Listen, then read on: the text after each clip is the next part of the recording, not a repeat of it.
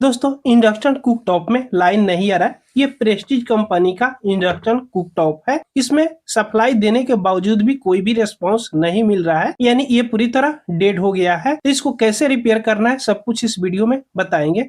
उससे पहले इसमें पावर देकर आपको चेक करके दिखा दे। तो इसका पावर प्लॉक है और यहाँ पे मेरा 220 वोल्ट का सप्लाई बोर्ड है। इसमें लगा देते हैं और इस बटन को ऑन करते हैं। ऑन करने के बाद में यहाँ पे देखिएगा कोई भी रिस्पांस नहीं मिला। ये पावर बटन है कुकटॉप का, इसको दबाते हैं तो भी देखिएगा इसमें कोई भी सप्लाई नहीं मिल रही है। तो इसको रिपेयर करने के लिए सबसे पहले इसको खोलना होगा। तो खोलने से पहले इस प्लग को आप बाहर निकाल दीजिएगा। अब यहाँ पे देखिएगा ऊपर से तो इसको आप नहीं खोल सकते हो। इसके पीछे साइड देखिएगा नीचे वाला भाग में तो कुछ इस प्रकार आपको दिखता है। यहाँ पे इसका फुल डिटेल लिखा हुआ रहता है। यहाँ पे देखिएगा इसका मॉडल नंबर, ये कितने वाट का है, कौन कंपनी है, सब इस स्टिकर पर लिखा हुआ रहता है। तो इसको खोलेंगे, यहाँ पे देखिएगा साइड में कुछ होल आपको दिखाई देगा। इस होल में आपको स्क्रू देखने को मिलेगा। तो इस स्क्रू को यहाँ से जल्दी जल्दी खोल लीजिएगा। चलिए यहाँ से हम खोल लेते हैं। खोलने के बाद में इसको ऊपर उठाइएगा, इस तरह आराम से इसको उठाइएगा ना तो ये बाहर निकल जाएगा। देखिएगा इसको आराम से इस तरह हटाइएगा। देखिएगा इस तरह आराम से आपको खोल लेना है। ये आगे वाला ऊपर वाला जो टॉप वाला भाग है ना, ये वाला, ये कंट्रोल पैनल वाला वायर को आप बाहर निकाल दीजिएगा जो यहाँ पे लगा हुआ है। देखिएगा ये सर्किट बोर्ड में, इसको निकाल दीजिएगा तो आपको रिपेयर करने में आसानी रहेगा। उसके बाद इसका देखिएगा यहाँ पे इंडक्शन कॉइल है और ये सर्किट बोर्ड है। तो इंडक्शन कॉइल तो जल्दी खराब नहीं होता है। जो भी प्रॉब्लम होता है सर्किट बोर्ड में प्रॉब्लम होता है। तो इस कॉइल के नीचे ये सर्किट बोर्ड दिया हो तो पहले यहाँ से कॉइल को खोल लेंगे। कॉइल में देखिएगा यहाँ पे 3 स्क्रू लगाया हुआ है। तो तीनों स्क्रू को यहाँ से पहले ओपन कर लेते हैं। स्क्रू ओपन करने के बाद में इस कॉइल को इस तरह ऊपर उठाएंगे और यहाँ पे जो सेंसर लगाया हुआ है सेंसर का वायर को भी बाहर निकाल लेंगे और ये फैन का जो वायर है ना इसको भी यहाँ से बाहर निकाल लेंगे ताकि खोलने में आसान रहेगा। तो इस तरह यहाँ पे निकाल लिए। उसके बाद में इस सर्किट बोर्ड को आपको निकालना है। तो इसको निकालने के लिए यहाँ पे देखिएगा कुछ स्क्रू लगाया हुआ है। तो पहले इस स्क्रू को यहाँ से खोल लेंगे। उसके बाद में इसको आराम से हटाइएगा तो ये बाहर निकल जाएगा।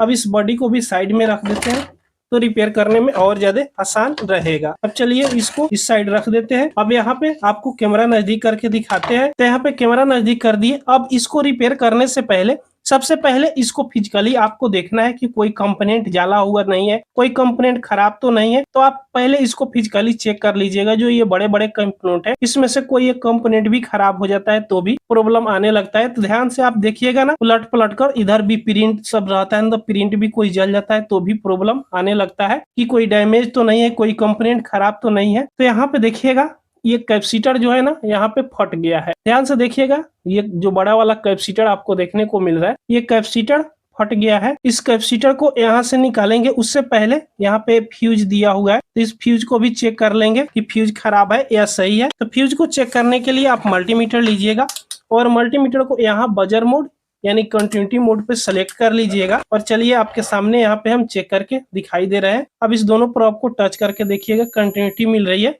अब इस फ्यूज की दोनों पॉइंट पे एक एक प्रोब को लगाकर चेक कीजिएगा। अगर बीप की आवाज आ रही है, कंटिन्यूटी मिल रही है तो ये फ्यूज बिल्कुल ठीक है। अभी देखिएगा ये फ्यूज बिल्कुल ओके है। तो चलिए इस कैपेसिटर को यहाँ से निकालते हैं। तो कैपेसिटर को निकालने के लिए यहाँ पे 2 पॉइंट है, दोनों पॉइंट को यहाँ से डिसोल्डिंग करके इस कैपेसिटर को आराम से यहाँ से निकाल लेते हैं। इस कैपेसिटर में माइनस प्लस होता है। आप ध्यान से देखिएगा कि कौन सा लेग किस में लगा हुआ है। उसके बाद आप दूसरा कैपेसिटर लगाइएगा तो आपको लगाने में आसान होगा। तो इस तरह निकालिएगा। तो भी आप यहाँ पे देख लीजिएगा कैपेसिटर में 2 लेग होता है। ये माइनस वाला लेग है और ये दूसरे साइड वाला प्लस वाला। अगर यहाँ पे आप देखना भूल गए हैं तो आप यहाँ सर्किट में भी देख सकते हो, इस पे भी माइनस प्लस यहाँ पे बना हुआ है। यहाँ पे कुछ लाइनिंग टाइप आपको दिख रहा होगा। ये वाला जो देख सकते हो लाइनिंग वाला, ये माइनस का होता है और दूसरे साइड वाला प्लस का होता है। अब यहाँ पे इस कैपेसिटर का आप वैल्यू देख लीजिएगा कितने वोल्ट का और कितने माइक्रोफेरेड का ये कैपेसिटर है। तो यहाँ पे हम आपको दिखाना चाहेंगे, पूरा क्लियर आपको दिखा दे रहे हैं। यहाँ पे शायद आपको देखने को मिल रहा होगा 4.7 माइक्रोफेरेड और ये 450 वोल्ट में ये कैपेसिटर है। तो आपको सेम वैल्यू का कैपेसिटर ले लेना है। अगर सेम वैल्यू का नहीं मिल रहा है तो 400 भी चलेगा और 500 भी चलेगा। देख लीजिएगा आपके पास कौन सा कैपेसिटर है। तो चलिए हम दूसरा एक कैपेसिटर लेते हैं। मेरे पास कैपेसिटर है, यहाँ पे देख सकते हो सेम वैल्यू का कैपेसिटर मेरे पास है 450 वोल्ट और 4.7 माइक्रोफेरेड का ये कैपेसिटर है।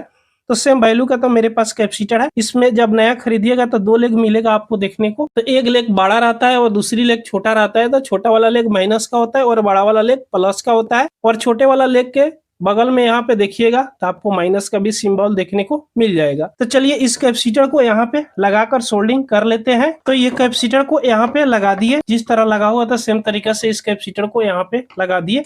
जब ये कैपेसिटर खराब था ना और इसमें सप्लाई नहीं आ रहा था, तो इसके आगे का कोई ना कोई कंपोनेंट और खराब होगा तो ही ऑटोमेटिक ये बंद हो गया होगा। तो सबसे पहले इस कैपेसिटर पे देखिएगा 2 पॉइंट रहता है, ध्यान से देखिएगा, यहाँ पे एक पॉइंट है और ये एक पॉइंट है। तो ये डायरेक्ट प्रिंट कहाँ तक गया हुआ है, तो देखिएगा डायरेक्ट ये प्रिंट यहाँ पे आया हुआ है इस जगह पे। तो ये डायरेक्ट प्रिंट है। क्या प्रिंट भी हो सकता है जला होगा, तो प्रिंट तो कहीं से भी नजर नहीं आ रहा है कि ये प्रिंट जला हुआ है। और दूसरा कैपेसिटर की पॉइंट ये है, तो इस पॉइंट पे ये डायरेक्ट यहीं तक प्रिंट गया हुआ है, ध्यान से देखिएगा यहीं तक ये प्रिंट है। और इसके नीचे देखिएगा यहाँ पे तो एक रेजिस्टेंस लगाया हुआ है, ये रेजिस्टेंस लगाया हुआ है। तो ये रेजिस्टेंस को भी आप यहाँ पे कंटिन्यूटी चेक कर लीजिएगा।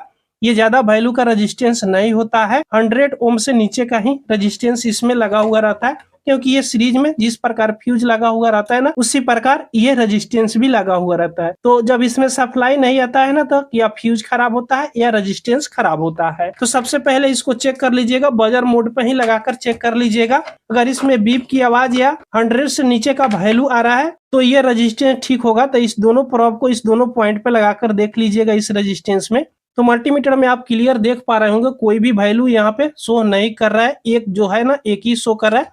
चलिए इस प्रोब को पलट कर भी यहाँ पे देख लेते हैं। तो यहाँ पे देखिएगा कोई भी वैल्यू अभी शो नहीं कर रहा है, तो इसका मतलब कि ये रेजिस्टेंस भी कट गया है, ये रेजिस्टेंस भी ओपन हो गया है। तो सबसे पहले इस रेजिस्टेंस का आप कोड निकाल लीजिएगा कि कितना इसका वैल्यू है, या इसको निकालिएगा ना, इसके नीचे भी इसका वैल्यू लिखा हुआ रहता है। तो चलिए यहाँ से इस रेजिस्टेंस को निकाल लेते हैं, लेकिन इसका लेग जो है थोड़ा टेढ़ा टेढ़ा है, इसको निकालने में दिक्कत होगी। तो पहले रेजिस्टेंस का जो लेग है ना बड़ा बड़ा, यहाँ से काट लेते हैं ताकि निकालने में कोई दिक्कत ना हो, आसानी से ये निकल जाए। तो यहाँ से सोल्डिंग करके चलिए यहाँ से इसको निकाल लेते हैं। तो यहाँ पे निकाल लिए। अब निकालने के बाद में इसका आप वैल्यू देख सकते हो कि कलर कोड क्या है। और ये रेजिस्टेंस देखिएगा तो यहाँ से ओपन हो गया है, ध्यान से गौर से देखिएगा तो ये ओपन आपको यहाँ पे देखने को मिल रहा होगा। देखिएगा ये फट गया है पूरी तरह, जिसके चलते ये खराब हो गया है, तो इसमें सप्लाई नहीं आ रहा है। अगर इस तरह इस रेजिस्टेंस का वैल्यू आपको पहचानने में नहीं आ रही है, तो यहाँ पे भी आप देख सकते हो लिखा हुआ है, यहाँ पे क्लियर आप देख सकते हो 22R 1 वाट लिखा हुआ है, जिससे पता चल जाएगा कि इसका कितना वैल्यू है। तो 1 वाट में और 22 ओम का ये रेजिस्टेंस है।